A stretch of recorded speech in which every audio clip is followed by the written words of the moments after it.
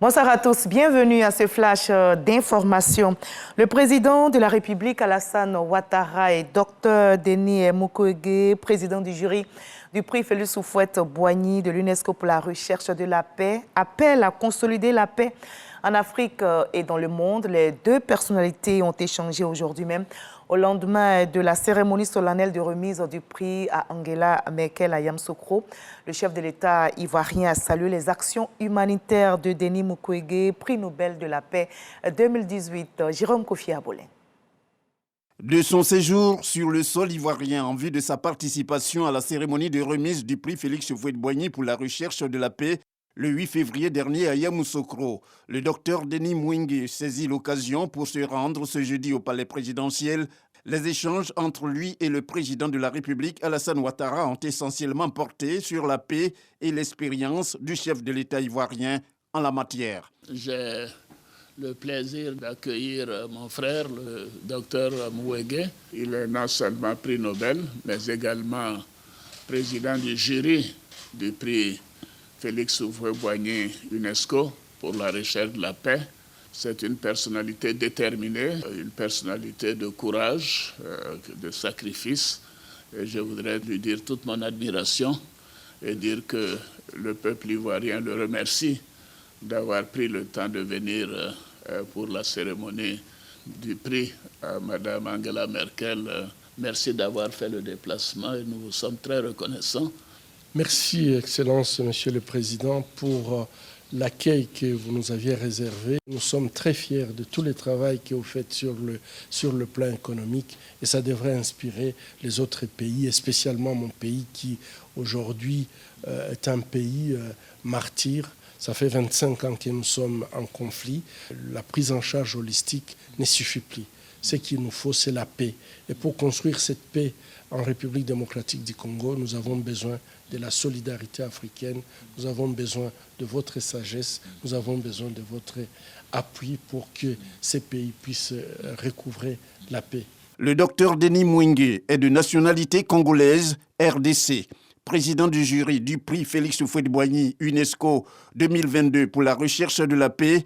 Ce sont les actions humanitaires qu'il a menées, notamment la prise en compte des femmes victimes de violences sexuelles pendant la guerre dans son pays, qui lui ont valu le prix Nobel de la paix en 2018.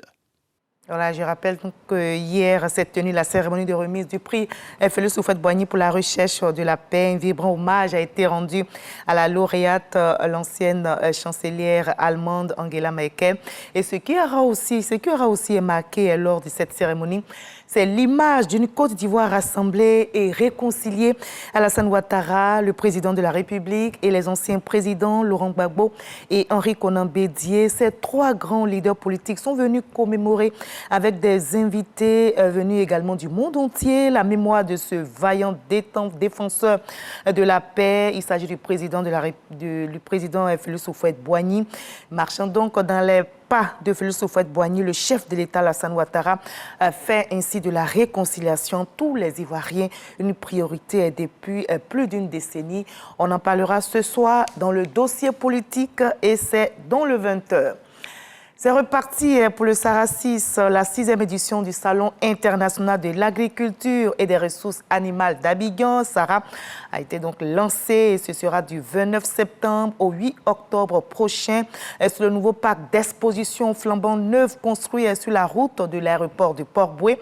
Le Premier ministre Patrick Kachi a donné le coup d'envoi de ce grand rendez-vous aujourd'hui même à Abidjan et c'était en présence de nombreux convives d'ici et d'ailleurs. Cette 6e édition aurait dû se tenir en 2021 après la 5e en 2019, mais la dictature de la pandémie de Covid-19 a donc permis que ce grand rendez-vous se tienne cette année 2023.